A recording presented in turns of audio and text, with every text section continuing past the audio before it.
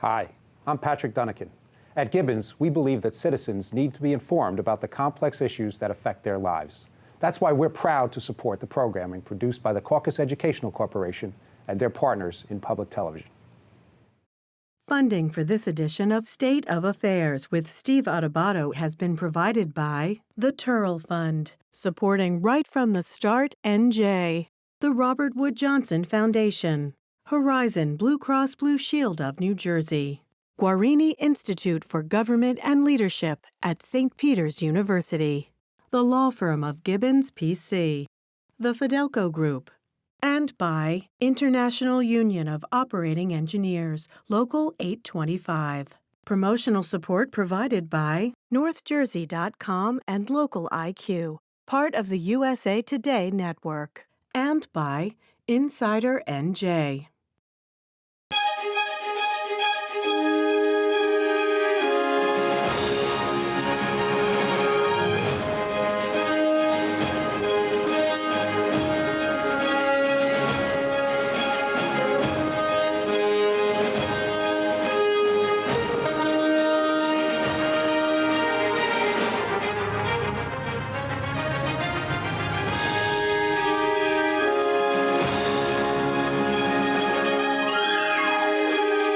Steve Adubato. We are, in fact, coming to you from the Agnes Varus NJTV studio in beautiful Newark, New Jersey. It is our honor to introduce two people very committed to public health, particularly for children.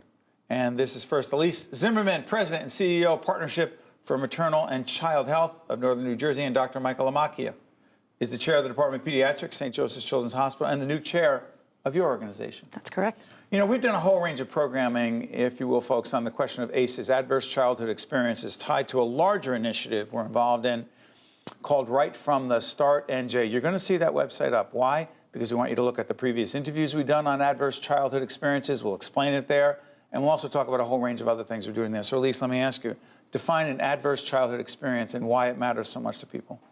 Many children have had neglect. They've been abused sexually. They've had to live through a difficult divorce. And as a result, the brain, the neurological aspect of their development has been adversely affected. So that's an adverse childhood experience, and it results in one's physical health. Break this down for us, doctor. What are we talking about? What kind of long-term effects of ACEs, adverse childhood experiences? So cardiovascular disease, twice. Tied to you're a kid, absolutely, and you're abused, you're neglected, whatever happens, right?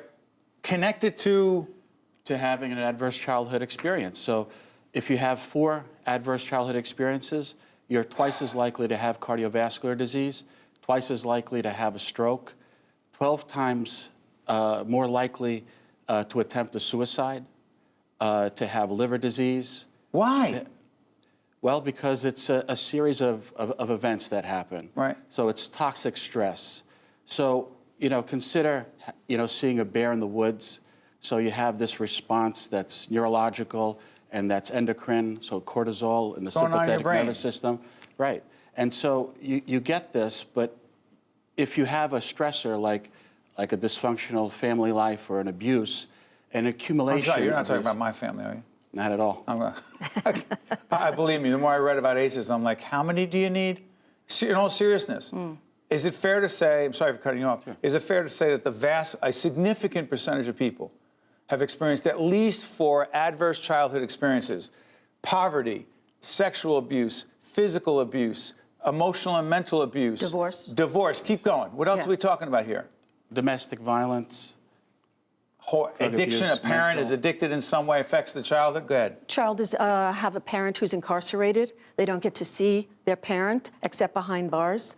These kind of circumstances are imprinted in the brain, Steve. And as Dr. Lamacchia said, they elevate your stress response. And after having so many times of having elevated cortisol, repetitive stress again and again, your body shifts. It can no longer endure that toxic stress. So hold on. Someone says, well, it's in the brain. It's not in the body. You say it's connected.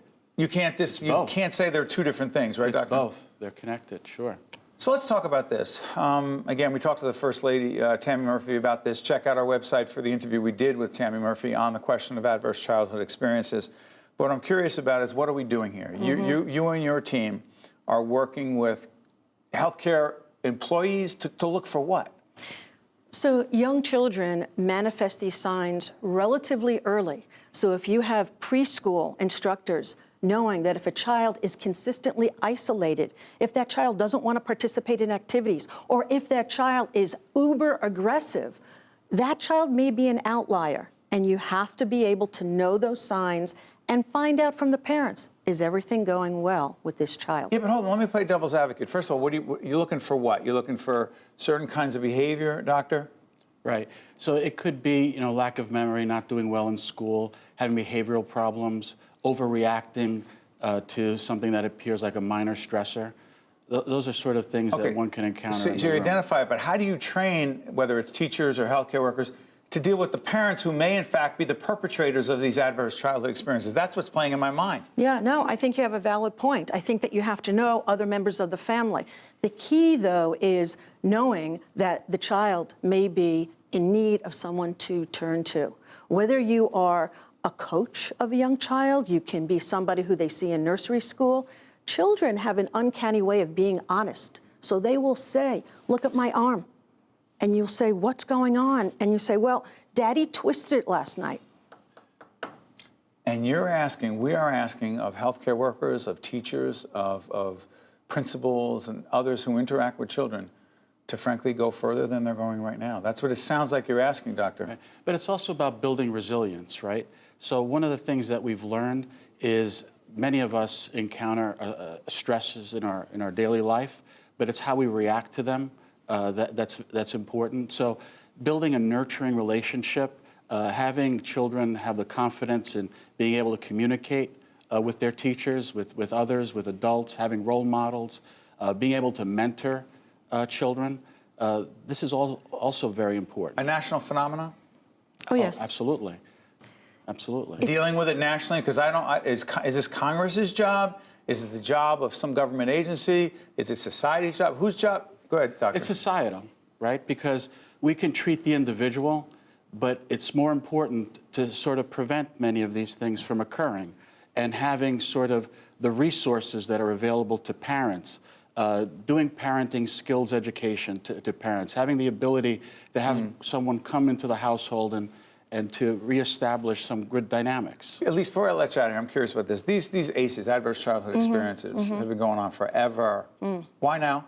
By the way, there was a 1998 original study on this, right? That's correct. Okay, it's 21, 22 years, if you will. Why now?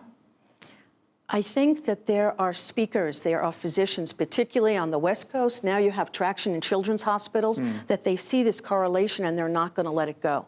I think before, everyone was looking and saying, poverty is going to kill, no matter who you are. Right. But ACEs affects affluent, Caucasian families. It's not just the minority community. Everyone? I think it affects everyone. Everyone. No socioeconomic, geographic, whatever bounds. Racial boundaries. Does not.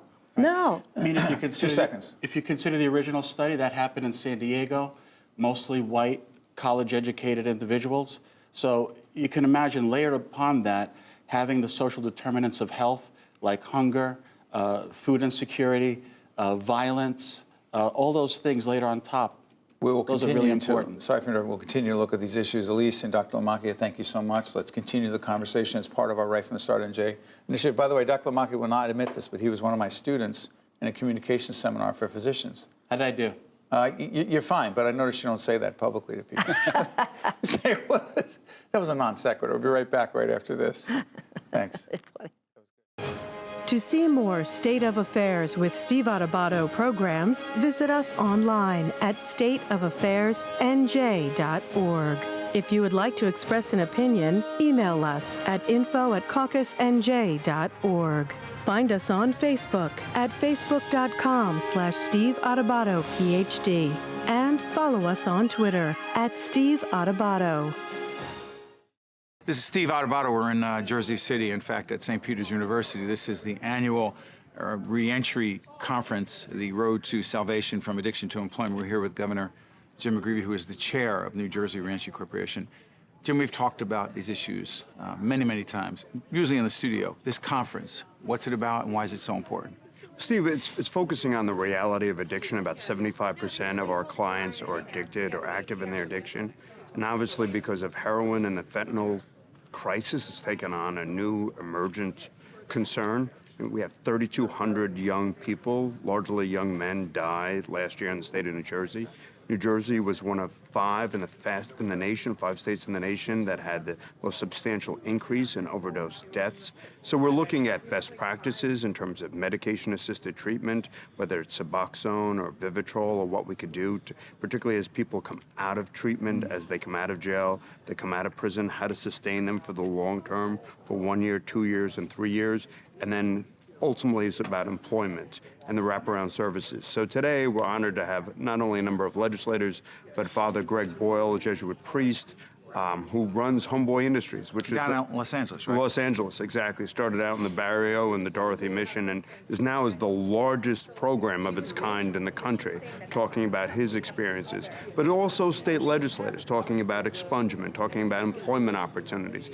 But before we get people into employment, they have to be stabilized. They have to make sure that whether it's their depression, their anxiety, their addiction, their housing, that they're all addressed. So old school would be, get them a job and God bless and good luck. Now we understand the importance of stabilizing them both mentally, physically, and also in terms of their addiction. Jim, let me ask you this. It's called the New Jersey Reentry Corporation, but in many ways this is a societal issue across the nation. Actually, as you said, Father Boyle's coming in from Los Angeles. National, societal. What's going on in New Jersey? Is it a model, the model? Well, I think, I'm proud of the fact that we've got great support from the United States Department of Justice, and also in terms of the state of New Jersey, that a lot of hard work on a bipartisan basis, Governor Christie, Governor Murphy, understanding the importance of working together on employment, on health care, and also some of the legal issues, identification, motor vehicle. And so we think we've put... Back up, Jim. Identification, motor vehicle, the voting, you got a lot going on there. It's important that people understand some of the quote-unquote obstacles and barriers. Sure. Well, and in fact, the United States Department of Justice is looking at us as a model on some of these issues, is because when people come out of prison, typically, Steve, all they have is their Department of Corrections identification card. They don't have anything else. And so if I don't have ID, if I don't have, and most people don't have their birth certificate in their left-hand pocket, I can't get emergency assistance. I can't even get into a shelter today. And so what's so critically important is that we provide identification for our clients. We work closely with MVC, we work closely with... Motor Vehicle Commission? I'm sorry, Motor Vehicle Commission. We work closely with the Department of Health, but it's so critically important to get people identification. Think of what it is. If you don't have ID today, you can't get any benefits, you can't secure a place in a shelter, you can't secure an apartment, you can't secure a job. And so something that, candidly, I appreciate the question, we all take for granted, but it becomes a major hurdle, a stumbling block for people to be re-engaged in civic society. What's interesting to me is that there have been some people who have said to me anecdotally when I told them we were doing this, oh, well, that's not my issue. I feel bad for someone who's a family member or someone who's trying to get back into society, who was in prison. But it's not they don't think it's a societal issue. They don't think it's an issue for them. Explain why you believe and many others believe that's just not correct. Yeah, 1 out of every 32 Americans, 1 out of every 32 Americans is in prison, in jail, on parole or probation, 1 out of every 32. And then when you look at the addiction statistics in the state of New Jersey, it's just sweeping the state. All segments, all racial groups, all ethnic groups, socioeconomic.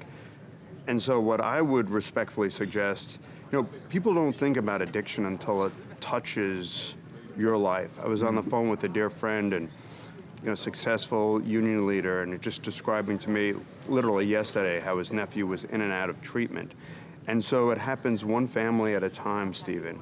And our whole message is, no matter who you are, where you are in the state of New Jersey, if you have a son or daughter, if you have a relative who's in need of treatment, just call New Jersey Reentry. We'll get you into detox within 24 hours. We'll get you into treatment within 24 hours. And so for a family that's, worried about the soccer game and the mortgage and the rent and the cost of milk, they're not thinking, I don't know where to send my son or daughter to detox or how to get them into treatment or what in God's name is medication-assisted treatment? You know, they're worried with daily life, and that's our job. Because we understand the conflation between addiction and imprisonment and how they're so inextricably linked in the state of New Jersey. So we're about saving souls, about treating addiction, and have people returning to healthy, sober lifestyles. But once again, it's everybody's business in society It's everybody's business because addiction touches us all. And even when we think it doesn't? When it doesn't, because ultimately, in terms of the amount of addiction in the state of New Jersey, the increase, particularly not only in terms of heroin, but the fentanyl. I mean, fentanyl, Stephen, as we've discussed, it's that 4 grains of sand that will kill a young man. And I was at a funeral mass down in Ocean County for a family that lost their 2nd child. I mean, this is a family that you would have never thought would have ever grappled with these issues. I mean, opioid overdose and opioid addiction largely comes out of the majority community because young people get hooked on it through Percocet and Oxycontin, which are all prescription drugs. White kids in suburbia, or white folks in suburbia. Yeah, white folks in suburbia. I mean, a lot of the guys with whom I work with personally are like, keep that stuff away from me.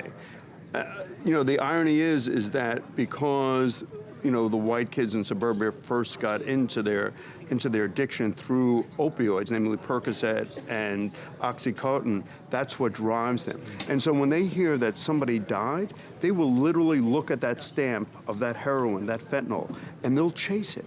And then they'll take it thinking that they're going to have the latest and greatest high, but they're going to be the lucky ones who don't die. And so sort of the perverse mentality of the addict is, I want the most vitriolic, powerful fentanyl with the illusion that I'm going to live past it. And so what I tell my fellow New Jerseyans is that this is all over. These are our sons and daughters. And the way Stephen or Jim might have drank Jägermeister or done whatever we did in high school and college, kids are doing heroin at parties. I mean, we had a group of clients where 3 kids died at the same party. And so, when it comes to a family, that's when it's the real pain, that's when the real aching happens, and our goal is to make sure we're prepared. We've linked all the services, we've linked addiction treatment, we've linked housing, we've linked sober housing, and we've put them on a path to a healthy life. Thank you, Jim. Good luck today. No, thanks so much, Steve. Thanks for being here. To see more State of Affairs with Steve Adubato programs, visit us online at stateofaffairsnj.org. If you would like to express an opinion, email us at info@caucusnj.org. Find us on Facebook at facebook.com/Steve Adubato, PhD, and follow us on Twitter at Steve Adubato. We're pleased to welcome Dennis Drazin, CEO, Monmouth Racetrack, and also Chairman and CEO of Darby Development. Good to see you, Dennis. Good morning. Good to see you again. Thank you for having me back. Yeah, we are taping in the morning here at NJTV Studios. Question about this. Sports betting, legalized sports betting, happened when in New Jersey? We've been operating for a little over a year now. Last June, we took our first bets. Governor Murphy came down to Monmouth Park, made the first bet. There were thousands of people there, and it's like a dream come true. We were in court for 7 years trying to get to that day, kept losing at every level, and then the United States Supreme Court in May gave us a victory, and New Jersey has moved forward expeditiously. How many states now legalized? It's growing, but right now there are a handful, and I think that within the next 5 to 10 years, you'll probably see at least 2/3 of the states. As we do this, sorry for interrupting, Dennis. As we do this program, folks, in the summer of 2019, New Jersey versus Nevada. The gambling capital of the world, still, what? Where are we? Last month was a good month. New Jersey beat Nevada. So New Jersey has, in the 1 year since sports betting began, handled $3 billion in revenue. Define handled versus the tax revenue that comes into the state. So handle is how much is being wagered.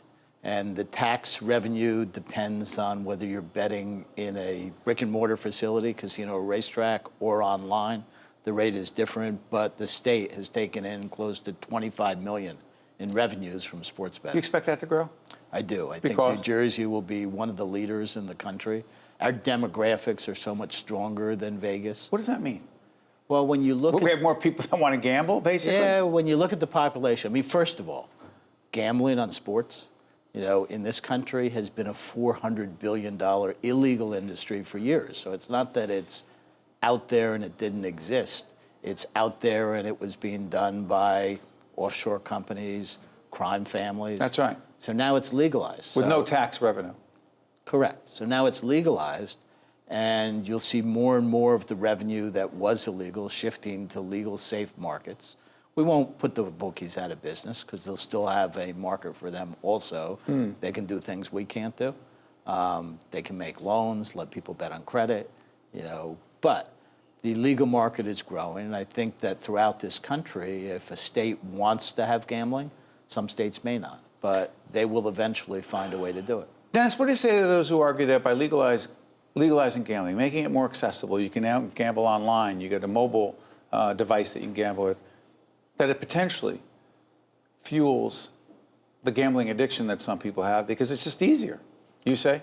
Well, I think it's unfortunate that there are those problem gamblers, and we're very focused, New Jersey, and the Division of Gaming Enforcement. And They regulate this. They regulate this, and I think that throughout the country it will be uniform that every time we advertise, we have to put up a warning for problem gamblers. What does that mean, a warning?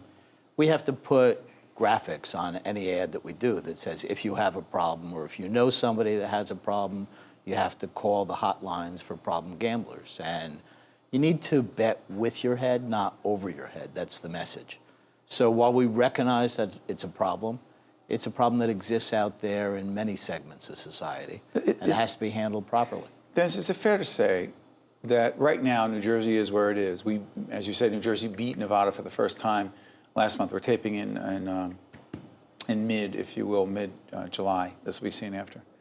That as more and more states allow for legalized sports betting, New Jersey's competitive edge gets put at risk because there are more places you can gamble. You can go across the border. Are we getting others outside of New Jersey coming into New Jersey? And second, if New York, which does not right now, allow it, correct? Correct. If they do, then we're just going to have it go the other way.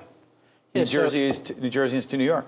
So I think what you have to consider is that there are federal laws still in place, the primary one being the Wire Act, where you cannot bet from outside the state.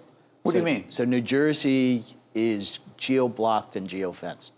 So what we do is we're only allowed to take bets from a customer who's physically located here in New Jersey. Someone in New York City can't bet here? They can't.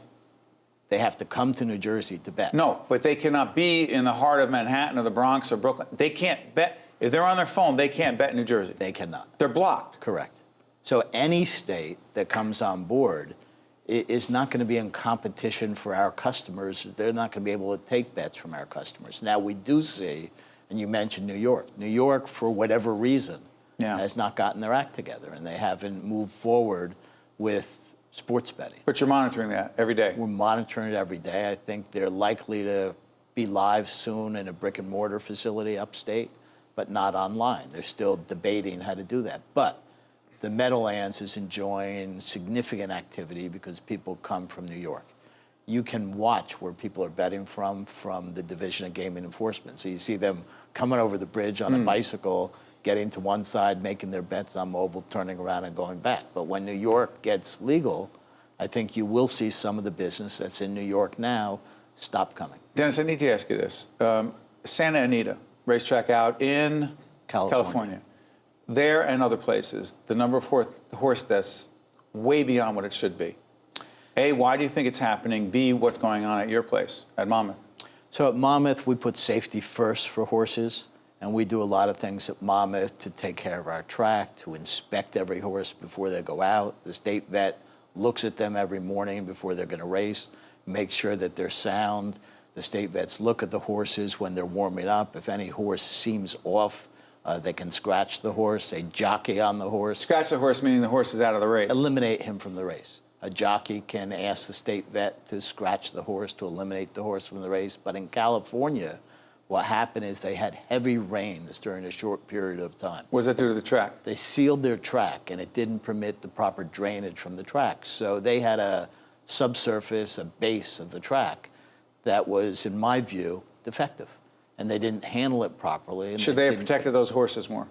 They should have protected the horses more. They should have done more to make sure that their track was safe. They had many offers, and I don't want to get into controversy, of assistance, but they thought that they were handling it properly. It turned out they did not. They lost 30 horses there, and it caused a lot of controversy. And just to be clear, a few seconds left, you're confident that's not the case in New Jersey? Absolutely. We operate Monmouth Park. We have a database reporting system. We know exactly how many horses we lost, and it's significantly less than that. We're less than the national average. And there are states out there, which, I think we need to look at this. There are states out there that don't inspect their horses. The state vets don't look at them before they. You need to focus on integrity and safety in racetracks and make sure that these horses are safe, because otherwise it leads to catastrophic disasters of horses and or jockeys that ride them. Absolutely, they need to be protected. And Dennis, I want to thank you for joining us to talk about a whole range of issues, not just about your industry, but also about sports betting overall and where it's going in the future. Dennis Drazin, CEO, Monmouth Racetrack, and Chairman and CEO of Darby Development Group. Thank you, Dennis. That's it for this edition of State of Affairs. I'm Steve Adubato. Make sure you catch us next week. State of Affairs with Steve Adubato is a production of the Caucus Educational Corporation, celebrating over 30 years of broadcast excellence. Funding for this edition of State of Affairs with Steve Adubato has been provided by the Turl Fund, supporting Right from the Start NJ, the Robert Wood Johnson Foundation, Horizon Blue Cross Blue Shield of New Jersey, Guarini Institute for Government and Leadership at St. Peter's University, the law firm of Gibbons, P.C., the Fidelco Group, and by International Union of Operating Engineers, Local 825. Promotional support provided by NorthJersey.com and Local IQ, and by Insider NJ. Hi, I'm Eric. You might see me as an ordinary person, but I've been living with a brain injury for nearly 2 years. One of my struggles is short-term memory loss.